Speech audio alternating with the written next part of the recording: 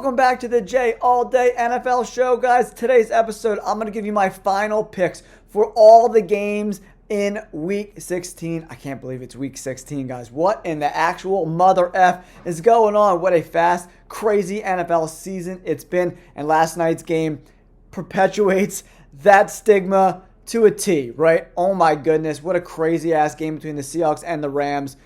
Really, the Seahawks had no business winning that game at all whatsoever. That crazy two-point conversion call was the most ridiculous thing I've ever seen in my entire life. But kudos to Sam Darnold, who didn't really play well, to keep it going on for the remainder of the game. Get a big victory there in overtime. Let's get into today's video, guys. But first, Underdog is today's sponsor of this video. Fantasy football, higher and lower is their game. So much fun. You could pick higher and lower across multiple sports, and they're running a great promo today for only a few more weeks. $5 in gets you $75 in free bonus entries. Make sure you check out the link in the description down below and use my promo code JALLDAY to get in the game. Week number 16. Here we go. We took an L. I took the Rams. I think everyone was on the Rams. They should have won that game.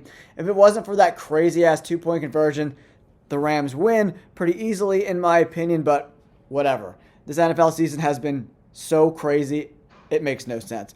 But we get two killer Saturday games, guys, kicking things off with the Eagles at the Commanders. Okay, the Commanders, I think this game is going to be a little bit closer than people think. Mariota's been playing pretty well, actually, over the last several weeks. You know, one of the better backups in the NFL. Maybe playing himself in a situation where he could, compete for a starting job next season. They still have Terry McLaurin. They still have an okay run game. They still have Deebo Samuel. But the defense is old and really banged up. But on the flip side, the Philadelphia Eagles defense has been playing pretty well each and every week. Minus that Bears game, they've been pretty great all season long. I don't think the Commanders have enough firepower to knock off the Eagles in this spot. And if the Eagles win, guys, they lock up the NFC East, a playoff spot, and the first back-to-back winner of the NFC East in almost 20 years. I think the Eagles found something last week in their offense. Even though it was against the Raiders, they were running more crossers and slants than those stupid hitches that you run in middle school. So they've been playing a little bit better offensively. We'll see if that inertia can continue here in Week 16. I'm going to roll with the Philadelphia Eagles to get it done here in Week number 16. Next up, a great game. Packers, Bears. Rematch from a few weeks ago. 28-21, the Packers got that game done. But Micah Parsons, done for the year. He's getting the most quarterback pressures out of any guy in the entire NFL. That's a huge loss. Can Lucas Van Ness be in his stead coming back from injury? Probably not going to be as effective there for the Green Bay Packers, who might also be without Christian Watson, who's really become their number one wide receiver with Tucker Kraft getting hurt earlier in the season. Also, Zach Tom, their left tackle. Huge bummer if he doesn't play, right? We've got to keep our eye on that injury. Really good offensive lineman for the Green Bay Packers. We've got to see if he's going to play. But also, the Bears have some injuries too. In these breakdowns, guys, each and every week, I'm going to give you the injuries on Friday to kind of figure out where we're going to go, where we're going to bet, who we're going to pick in each one of these games. So that's why you got to smash the like button and subscribe to the channel.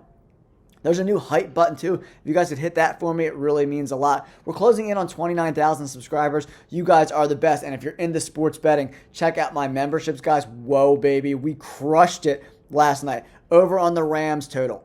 We got the over in that game. We had a Jackson Smith and Jigba touchdown. Matt Stafford over 1.5 touchdowns. Sam Darnold over a half an interception. We cashed on every one of those bets last night. There's over 300 paying members in my memberships. You got to get into it, man. I'm going to win you guys some cash each and every week. No Rome Odunze, no Luther Burden for the Bears. I expect them to lean heavily on the run game in this spot. And without Micah Parsons setting that edge, I'm going to go with the Bears here, especially at home. I think they get revenge, and they're going to split for the season 1-1. Really, really tough spot for the Packers, especially if no Tom no Watson, no Parsons. A lot of big-time injuries there for the Green Bay Packers. That's why I'm going to roll with the Bears here on the Saturday primetime spot. Next up, we got the Buccaneers taking on the Panthers, right? Both of these teams not playing great over the last couple of weeks. I think the better roster probably wins this game, and that's the Tampa Bay Buccaneers, whose defense has not been playing well at all this season. I'm really disappointed in what Todd Bowles is doing. If you look at what Robert Saleh's doing, he's got a bunch of backups playing too, but he's scheming it up for what these guys do well and putting them in good situations. Todd Bowles has not been doing that for the Tampa Bay Buccaneers. But the Panthers' defense is really, really, really bad. And the offense for the Buccaneers is finally healthy. Mike Evans is back. Bucky Irving's back. Emeka Egbuka, Godwin. They got all the guys back. Tristan Wirfs. I'm going to go with the Buccaneers here. I just think they're the better football team right now over the Panthers. And the Panthers had a chance to, take first place in this division with a win over the Saints last week and really, really shit the bed. But on the flip side, Baker Mayfield hasn't been playing great. Missing throws that he was making early on in this season. I think they got to run the ball efficiently against a not-so-good Panthers defense, in my opinion. Use play action deep down the field. Take some shots with Mike Evans. And I think the Buccaneers can get it done here on Sunday. I just think they're the better overall football team. So I'm going to roll with the Tampa Bay Buccaneers. Next, we have a pretty one-sided matchup with the Buffalo Bills coming off of that big, huge come-from-behind victory. 5 touchdown drives in a row by Josh Allen and company, taking on Shedeur Sanders and the Cleveland Browns. So, for the Browns, rookies are leading the team in passing attempts, rushing attempts, and catches. A very young football team, right? Taking on a team poised to go on a deep playoff run. You got to go with the Buffalo Bills here. I just don't see any situation where they have a letdown game versus the Browns in a must-win spot, because the Patriots are going to be looking for blood versus the Ravens. So if the Bills win and somehow the Patriots lose, now it's the Bills' division to lose, right? So the Bills really got to take care of business against a very bad team. I expect them to run the ball effectively with James Cook like they've been doing all season long. James Cook is having a tremendous season. And the Browns' defense over the last couple weeks in particular has been very susceptible to the run game. And I think if you can't stop the run against the Bills, you don't really have a chance. But Myles Garrett needs 1.5 sacks to break the single-season sack record. Maybe he gets 1, maybe he gets 2 and breaks the record, but we'll have to see. Keep an eye on that. That's the only reason why I really want to watch this game and see if Myles Garrett can get it done there. But, yeah, I'm going to roll with the Buffalo Bills. Next up, Chargers at the Dallas Cowboys. So the Cowboys, we'll have to see what the Eagles do. If the Eagles win on Saturday, their season is over. And maybe they let some younger guys play in this spot versus the Chargers if nothing is on the line. Justin Herbert, hasn't been protected very well this season without Alt and Slater, their key tackles there. This is going to be a really interesting game. Earlier in the week, I was definitely leaning Dallas Cowboys a little bit, but Quinnen Williams still hasn't been cleared to play, and if they can't stop the run versus the Chargers, it's going to be a long day for Dallas, in my opinion. And for the Cowboys to make the playoffs this year, they have to win their last 3 games, and the Philadelphia Eagles have to lose both of their games against the Commanders. They got the Bills in the middle next week. I just don't see that happening at all whatsoever. I don't know, man. After that nice run by the Cowboys beating the Eagles and the Chiefs in back-to-back spots, the Chargers are still in line to potentially knock off the Broncos in the AFC West if they lose to Jacksonville, who's been a really hot team. So the Chargers are going to want to win this game. They play really good, stingy defense, so I don't know if Dak's going to have enough success. So I'm going to roll with the Chargers on the road in another Chargers close game win, like a 23-20 type of situation. A game, betting-wise, I'm kind of staying away from, because if the Cowboys ended up winning, I wouldn't be surprised at all, especially because the Chargers have had such a tough time protecting Justin Herbert over this season, right? So it's a coin flip game in my opinion, guys. It's going to be a close one, but I'll go with the better coach team, the better overall team, in my opinion, in the Chargers. I think the Chargers are just a little more balanced offensively and defensively. The Chargers have a really stingy defense. It kind of flies under the radar here late in the season. I can't believe it's week 16, guys. Absolutely crazy. Do me a huge favor and subscribe to the channel, you sons of bitches. I hope you guys all have a great holiday season, whether it's Christmas, Hanukkah, whatever you celebrate. Enjoy your time with your family and some football, man. Family and football, that's where it's at, guys. Jets at the Saints. Saints been playing pretty good football the last couple of weeks, knocking off division rivals in back-to-back weeks in the Buccaneers and the freaking Panthers, right? Tyler Shook, might have earned himself a full season as the starter next year. Playing pretty good the last couple of weeks, man. So we'll see if that success can continue against a really demoralized Jets team that just hasn't been very good. It looks like Brady Cook is in line to start again on the road in New Orleans, which is never a really easy place to play. The line's at 5.5. I like the Saints. I think they probably cover as well. I just think they're playing more confident football. The defense has looked better each and every week, and the Jets don't really offer much offensively or defensively after losing Sauce Gardner and Quinnen Williams at the trade deadline there, guys. Give me the Saints at home. I think they're just a scrappy football team that's been playing pretty good against, teams that needed to win. They're knocking off teams that were like, okay, if they win this game, their opponents, they'll lock up first place in their division. But the Saints are like, oh, hell no, we're going to kick that ass. Definitely destroying survivor pools all across the NFL the past couple of weeks. And guys, you got to tune into the Jay All Day Show next season for Survivor. Because Jay won a survivor pool this year, guys. You got to love it. Giving out great advice for your survivor pools each and every week as well. Vikings at the Giants. Vikings playing pretty good football the last couple of weeks. J.J. McCarthy has looked really good. There are some injuries to the Vikings defense and Jonathan Grenard and Josh Metellus. That's huge, in my opinion. But Abdul Carter's been playing a little bit better. But so is J.J. McCarthy, kind of slinging it down the field a little bit. This Giants team just on paper looks pretty good, the defense. But they just play bad each and every week. So I'm going to just roll with the better roster here in the Minnesota Vikings on the road. I think it's only a matter of time before J.J. McCarthy and Justin Jefferson get on the same page and start cooking a little bit here. So I expect that to happen in the next couple of weeks. I expect the Vikings to really unleash J.J. McCarthy and just learn, get better, and then bounce back next season with some new draft picks and, maybe some additions to the defense a little bit there. But Vikings definitely underachieved a little bit this season with the J.J. McCarthy injuries and all that stuff, even though Wentz played okay in his stead. But I'm going to roll with the Vikings here. I think all that pressure that Brian Flores is going to bring, Jackson Dart just takes too many freaking hits, guys, each and every week. 5 out of his 10 starts, he's ended up in the 10th, I think the number said, right? So it's crazy, man. The dude's got to protect himself a little bit better. He's just a young guy who's taken way too many hits, man. Tons of blue tent trips, right? 50% of his starts, he's going in the blue tent, getting banged up. Flores is going to bring that pressure all day long. Give me the Minnesota Vikings on the road here, guys. Next up, Chiefs and the Titans. A lot of people are going with the Titans here in this spot, but I'm going to stick with the Chiefs. Listen, the Titans are a really bad roster. And even the Chiefs without Patrick Mahomes is still a way better roster than the Titans. They're way better coached. Gardner Minshew, he's going to come out trying to sling it, right?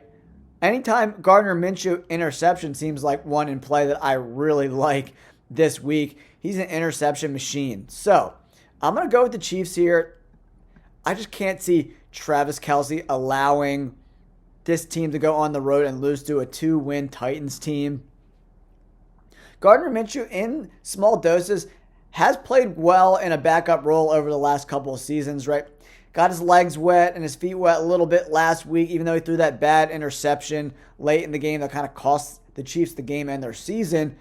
But the Titans are just a bad football team. They don't have a lot offensively. The Chiefs still have some good players. The Titans really don't, in my opinion. That's why I'm going to roll with the Chiefs here on the road. We'll see. But I like the Chiefs here. faux show. Next up, we got the Miami Dolphins at home versus the Bengals. Quinn Ewers, the rookie, coming in, starting his first game as an NFL quarterback. Tua goes to the bench here. I'm taking Joe Burrow all day versus a rookie, man. I'm just doing it. I just think the way this Dolphins team looked last week, the offense was really dysfunctional. Achan's not 100%. Joe Burrow, coming off the worst performance of his career, I think he bounces back in this spot in really good, comfortable weather. I think T. Higgins will be back in this spot as well. So T. Higgins, Jamar Chase, Joe Burrow, I think they get things cooking down in Miami and roast the fish here. I don't know. This is a tough game too because the Bengals look so unmotivated, and demoralized, right? They couldn't really get Achan going last week against the Steelers, even without TJ Watt. So that was kind of disappointing for me. Where I thought the Dolphins could, keep it closer and maybe have a potential upset win there last week. But yeah, give me Joe Burrow to bounce back against a guy who's never started a game in his NFL career. Even though this Bengals defense is super shreddable, I like the Bengals in this spot. Next up, we got the Falcons taking on the Arizona Cardinals. The Cardinals are reeling. They might clean house next year, in my opinion. Starting left tackle Paris Johnson Jr. is out for the Cardinals. They have like 15 guys on IR on their defense, right? The Falcons' offense looked a lot better last week. They finally got Kyle Pitts cooking. It looks like Kirk Cousins is looking more and more comfortable each and every week as well. Bijan Robinson, Kyle Pitts, Drake London could potentially be back in this spot as well. Marvin Harrison Jr. still questionable there for the Cardinals. Raheem Morris kind of coaching for his job during this stretch at the end of the season, right? If he can run the table, maybe he keeps his job. But if they lose to the Cardinals, I think, you could stick a fork in Raheem Morris as the head coach of the Atlanta Falcons. He could get fired anyway. Definitely underachieved in my opinion. But I like the way the Falcons match up with that high-powered offense versus a Cardinals team that's really thin at corner, can't really get after the quarterback, right? And if you can't get after Kirk Cousins and you give him time in the pocket, we saw that last week, he will shred you. If you let Kirk Cousins get comfortable, he can be an efficient quarterback still in this league. He proved that the last couple of weeks. Next up, my favorite game of the week, Broncos at home versus the Jaguars. Both of these teams look really, really good right now. Very impressive stuff. Trevor Lawrence playing his best football. Bo Nix had the best game of his season last week as well. This game is going to be so much fun to watch. Broncos are undefeated at home. Winners of 11 straight. Really, really impressive stuff. But I think 8 out of those 11 games are all one-score games. And with this Jaguars offense looking pretty damn good with Brenton Strange and Jacoby Myers and Brian Thomas Jr. and a pretty solid running attack as well. Yeah, this game is going to be really, really fun to see how Trevor Lawrence handles this Broncos pass rush. That's going to be where this game is won and lost. If Trevor Lawrence throws one interception or more, I think the Broncos win this game. That's going to be it. Can this Jaguars offensive line protect Trevor Lawrence versus a really good pass rush of the Denver Broncos? I think that's where this game is won and lost. I think they lose that battle, so I'm going to go with the Broncos at home. It would be quite the feather in the cap of the Jaguars if they go on the road in Denver and beat the Broncos, even though I'm still on the fence about Bo Nix and Trevor Lawrence, frankly. They're both playing really good football right now, but how long will that last? Two teams that are poised and in battling for the number one seed here, right? If the Broncos lose and the Jaguars win, it's going to be dicey the last couple of weeks, man, to see who gets that number one freaking seed there in the AFC. Crazy stuff here, guys.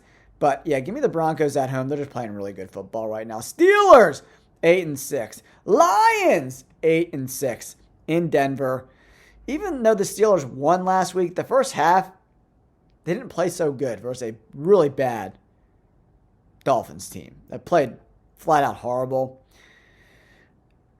The Lions team is really, really good at coming off of losses. Like really impressive bounce back record after they lose a game, right? So with that in mind, I'm going with the Lions. They're just a different team at home. A must-win game. The Lions season is on the line. The Steelers, not quite on the line, but it's close, neck and neck there with the Ravens, right? So they want to win. But the Steelers don't stop the run really well. And I think Jahmyr Gibbs absolutely balls out. That's the matchup to watch in this game, guys. Who wins that battle? Lions offensive line and the run game versus this Steelers front seven and linebacker crew. I like the Lions, man. I think Jared Goff balls out. I just don't think Aaron Rodgers has enough ammunition to put up 30. They got to score 30 points to beat the Lions, and I just don't think they do that. I think Aiden Hutchinson can get after a banged-up offensive line there for the Steelers. I don't expect them to be able to establish the run, but the Lions secondary extremely banged up. So if there was ever a spot for Aaron Rodgers to push the ball down the field a little bit, it would be in this spot. I just don't have the confidence that he can do that. He's like the dink and dunk master at this point in his career. So give me the Lions at home. Even though Rodgers has played better than I thought he was going to play this year. With a pretty limited offense behind a pretty mediocre offensive line, the dude could still play even at his accelerated age. Texans, Raiders, I'm not going to spend a lot of time on this game, guys. Give me the Texans. They probably cover the 14.5 too. I mean, I don't know if the Raiders score over 10 points with Kenny Pickett at quarterback, no wide receivers, and a bad offensive line. Kenny Pickett, anytime interception looks juicy to me. I don't even know if sportsbooks are going to put that in. But, listen, give me the Texans all day. Two really good games coming up. Cooking with gas, Patriots, Ravens. I'm not in this field that the Ravens have already flipped their whole season around. Before last week, Drake May was the MVP, and the Patriots were going to be the number one seed. They should have won that game. There's a lot of good stuff on tape that I really like. And the Ravens, they still lost 2 out of their last 3 games, losing to a bad Steelers team just a couple weeks back. I'm not in the camp that they're going to go and just dominate this really good 11-3 New England Patriots football team. I just don't see it. Give me the Patriots and the points all day. That's my all-day pick of the week. Just give me the Patriots and the points. That's an easy. I think the Patriots might destroy the Ravens. They played a little bit better defensively last week, but the Bengals just didn't look like they wanted to play football. So I'm going to lean more towards that was the case than this Ravens defense just flipped the switch and is all of a sudden good at football. I think Vrabel rallies the troops, shows this team that they're still really good by all the good stuff that was on the tape. Even though the defense needs to step up a little bit, stop Derrick Henry, bottle him up, and I think the game is easily won by the Patriots. Give me the Patriots. And wrapping it up, we got the 49ers versus the Colts in Indianapolis with Phillip Rivers at the helm. I think Robert Saleh, the defensive coordinator for the 49ers, is going to bring the juice, blitz the shit out of the 44-year-old Phillip Rivers, get him uncomfortable, force some turnovers, and I like the 49ers.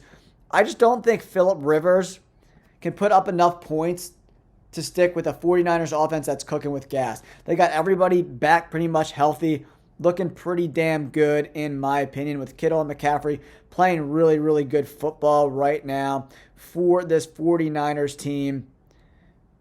I just really like what's going on in San Francisco offensively and defensively. I think they're better coached. They got a better quarterback. Jonathan Taylor has been a little MIA the last couple of weeks in my opinion. So I think Robert Saleh bottles up Phillip Rivers and this offense, and the 49ers are right in the mix for a wild card spot here in week number 16.